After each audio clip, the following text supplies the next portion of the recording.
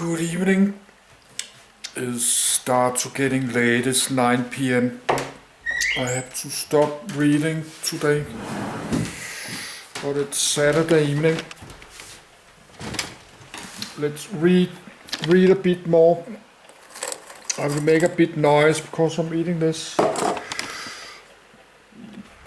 So everything about starving up, slaves up, massacre. I need to take the commercial off my video, so I'm not getting problem with YouTube, because I have a commercial on my video. You know, my YouTube channel are getting money from commercials, so I cannot have commercial on all this. I have to select commercial of many of my videos. When I'm reading about slavery and all kinds of this one, like this one, I take commercial of starving and Indian massacre. I will take commercial of, and tobacco pride. I probably need to take commercial of, but not like this. Not do that. But I start to get tired. I like to stop today.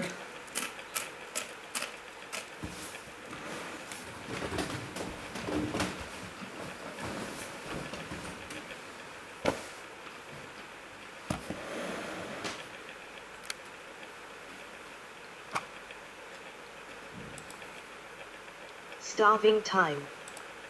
The starving time at Jamestown in the colony of Virginia was a period of starvation during the winter of 1609-1610. There were about 500 Jamestown residents at the beginning of the winter. By spring only 61 people remained alive. The colonists, the first group of whom had originally arrived on the 13th of May, 1607, had never planned to grow all of their own food. Their plans depended upon trade with the local Powhatan to supply them with food between the arrivals of periodic supply ships from England. Lack of access to water and a severe drought crippled the agricultural production of the colonists.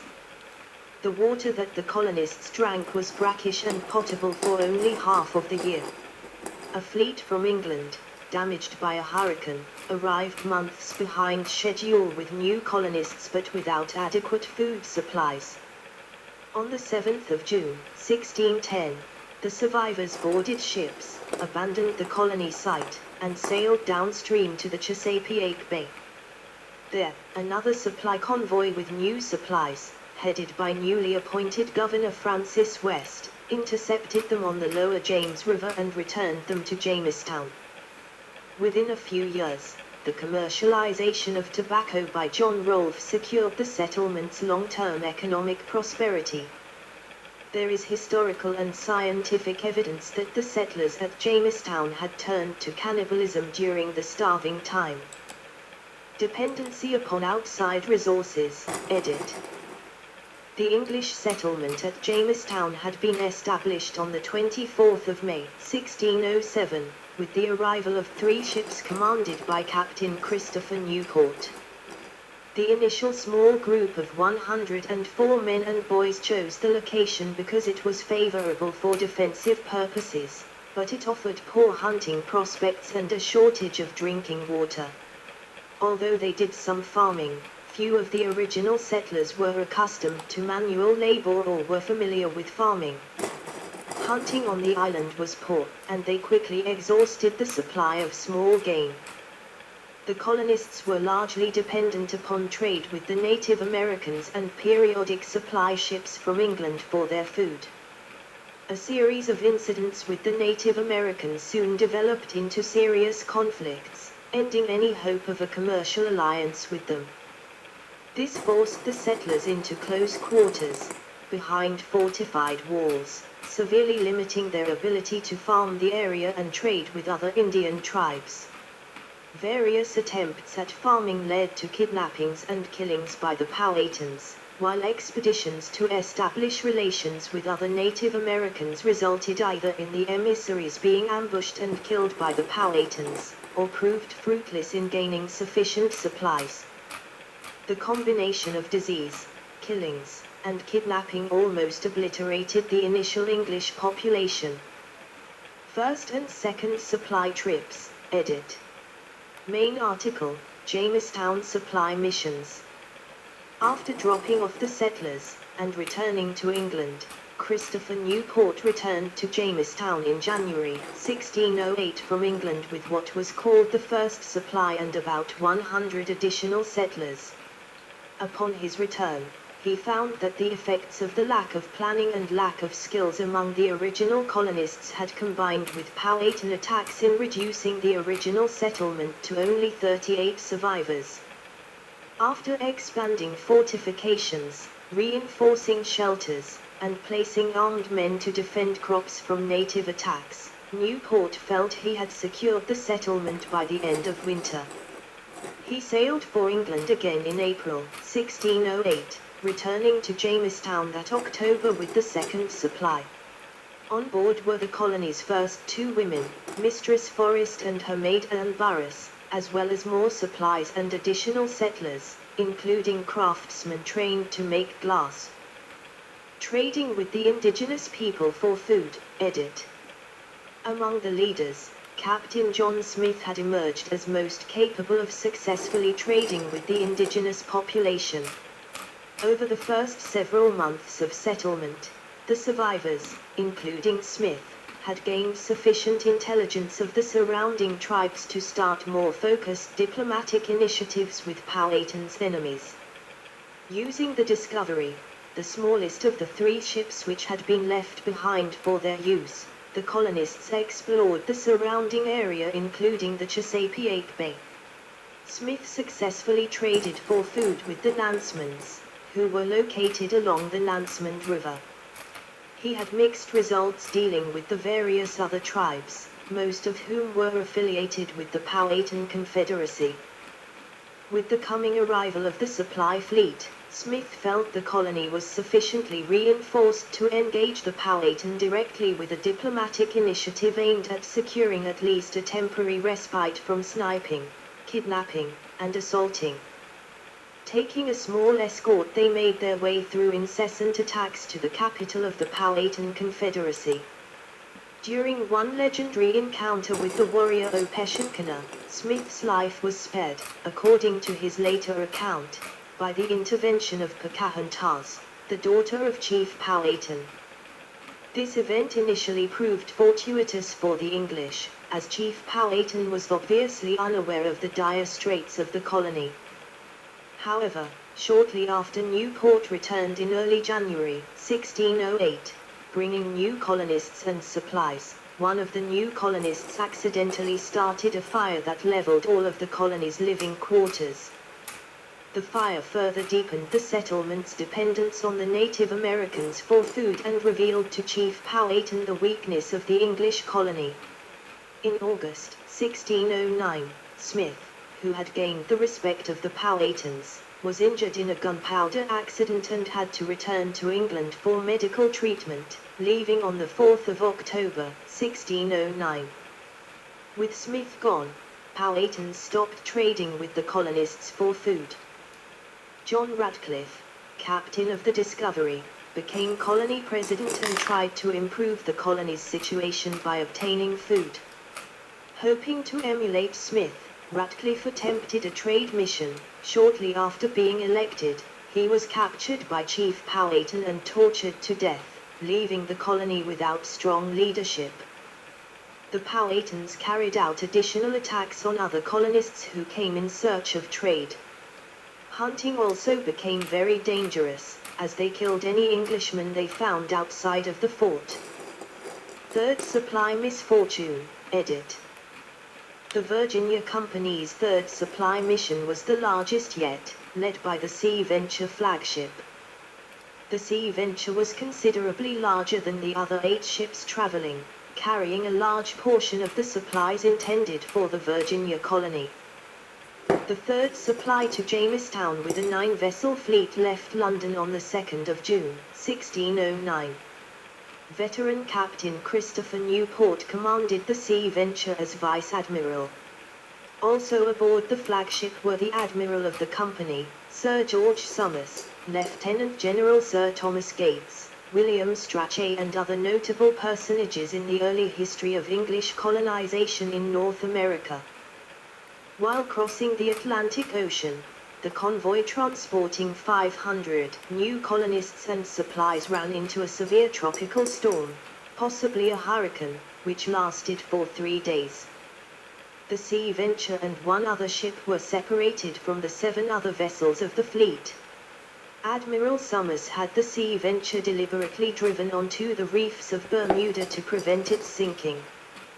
The 150 passengers and crew members all landed safely on the 28th of July, but the ship was beyond repair. In the aftermath of the storm, 1 ship, the Virginia, returned to England. The other 7 ships arrived safely at Jamestown, delivering 300 men, women, and children, but relatively few supplies, as most had been aboard the Sea Venture. In the colony, there was no word of the fate of the Sea Venture, its supplies, passengers, or the leaders. Captain Samuel Argall, commanding one of the ships of the third supply which made it to Jamestown, was among those who hurried back to England to advise of Jamestown's plight. However, no further supply ships from England arrived that year nor the following spring of 1610. Winter 1609-1610, Hunger and Cannibalism, edit. At Jamestown, a drought earlier in 1609 during the normal growing season had left the fields of the colonists of Virginia barren. Combined with the lack of trade with the Native Americans and the failure of the third supply to arrive with expected supplies, the colony found itself with far too little food for the winter. A diet of only maize, corn, results in vitamin deficiency, causing pellagra and scurvy, which likely worsened the reported apathy and despair. With the new arrivals, there were many more mouths to feed. There are few records of the hardships the colonists experienced in Virginia that winter. Arms and valuable work tools were traded to the Powhatans for a pittance in food. Houses were used as firewood. Settlers ate laundry starch intended for gentleman fashion.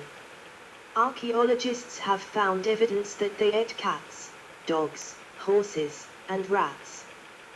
Cannibalism was confirmed in 2013 to have occurred in at least 1 case. The remains of a teenage girl of about 14 years were forensically analyzed and shown to have telltale marks consistent with butchering meat.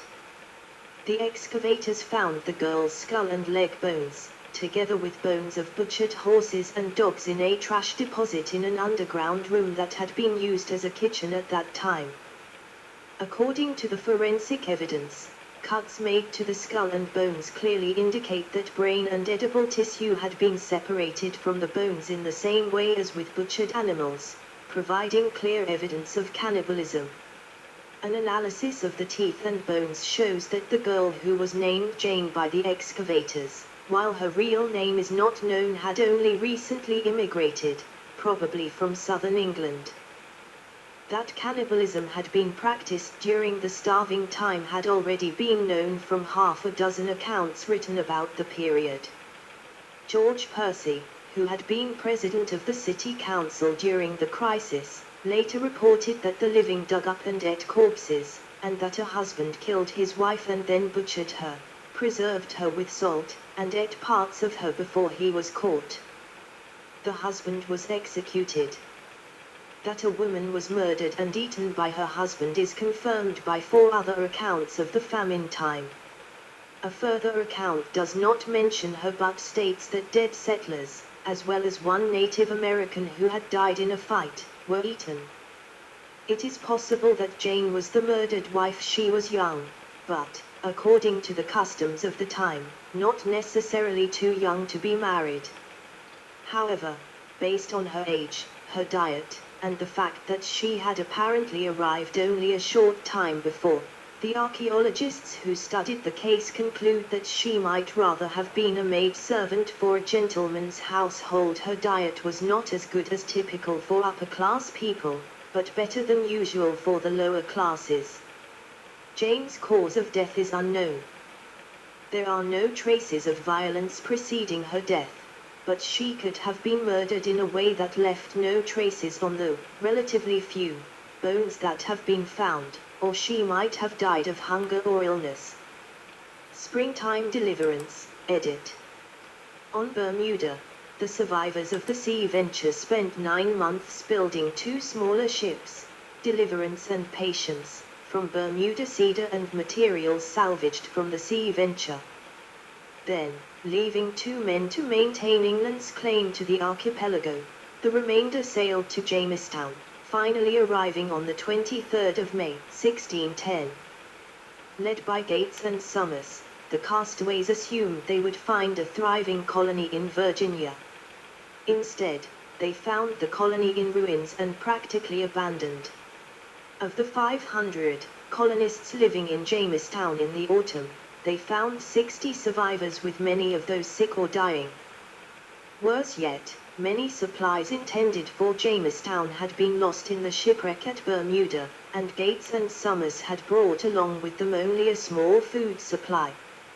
Viewing the fort, we found the palisades torn down, the ports open, the gates from off the hinges, and the empty houses, which owners had taken from them, rent up and burnt, rather than the dwellers would step into the woods or stones cast off from them to fetch other firewood. And it is true, the Indians killed us fast without, if our men stirred but beyond the bounds of their blockhouse. William Strachey. It was decided to abandon the colony. On June the 7th, everyone was placed aboard the ships to return to England, and they began to sail down the James River. During the period that the Sea Venture suffered its misfortune, and its survivors were struggling in Bermuda to continue on to Virginia, back in England the publication of Captain John Smith's books of his adventures in Virginia sparked a resurgence of interest in the colony. This helped lead to new interest and investment in the Virginia Company. There was also a moral call in England by clergymen and others for support for the stranded colonists. On the 1st of April, 1610, 3 more ships were dispatched from England bound for Jamestown, equipped with additional colonists, a doctor, food, and supplies. Heading this group was the new governor, Thomas West, Baron de la Warr, better known in modern times as Lord Delaware. Governor West and his party arrived on the James River on June the 9th, just as the Deliverance and Patience were sailing downriver to leave Virginia. Intercepting them about 10 miles downstream from Jamestown near Mulberry Island, West forced the Deliverance and Patience to return to the abandoned colony. This was not a popular decision at the time, but Lord Delaware was to prove a new kind of leader for Virginia. Future of the colony, edit. Among the survivors of the Sea Venture who arrived at Jamestown in May 1610, and were turned back by Lord Delaware, was a young Englishman named John Rolfe. His wife and young daughter had perished during the journey and delay at Bermuda. Rolfe was the individual most responsible for turning the failing economy of the young colony around. Rolfe, a businessman from London, had planned to become a planter upon arrival in Virginia, and he had some new ideas about exporting tobacco for profit. He knew that the native tobacco from Virginia was not liked by the English settlers, nor did it appeal to the market in England. However, he brought with him some seeds for several new strains of tobacco to experiment with. Using the sweeter strains, Rolfe is credited with being the first to commercially cultivate Nicotiana tobacco plants in North America in 1611. The export of this sweeter tobacco beginning in 1612 helped turn the Virginia colony into a profitable venture. Soon, Rolfe and others were exporting substantial quantities of the new cash crop. Plantations began growing up all along the James River, from the mouth at Hampton Roads all the way west to Henricus, and on both sides of the river, where export shipments could use wharves to ship the product. Rolfe became prominent and wealthy and soon held an interest in several plantations, including a large farm on Mulberry Island. Rolfe is said to have founded Varina Farms near Sir Thomas Dale's progressive new city of Henricus, and in 1614 he married Chief Powhatan's daughter Pocahontas, who had converted to Christianity and taken the name Rebecca. The couple had one son named Thomas Rolfe, who was born in 1615. Aftermath, edit.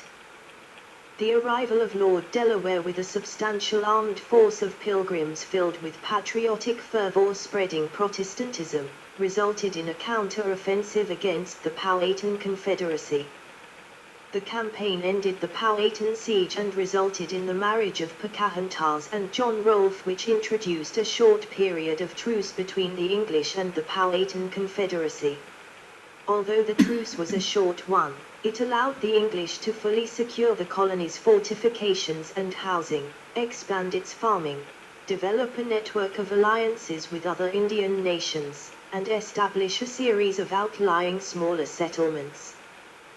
The Powhatan Confederacy attempted 2 other wars against the English, including the Second Powhatan War, which was initiated by the massacre of 1622, and the Third Powhatan War, which broke out as a result of another surprise massacre of the colony's women and children. However, each attack was met with stiff resistance, a counter-offensive, severe reprisals, and eventual defeat of the Powhatan Confederacy. After almost 40 years of tenuous existence surrounded by a generally hostile Indian nation, the Virginia colony effectively devastated the Powhatan nation and broke up the Confederacy by 1646. Through the descendants of Rolfe, many of the first families of Virginia almost 400 years later trace their lineage to both the Native Americans of the Powhatan Confederacy and the English-born settlers of Jamestown. With tobacco as a successful export crop, the financial future and permanency of the Virginia colony was secured. References. Gut.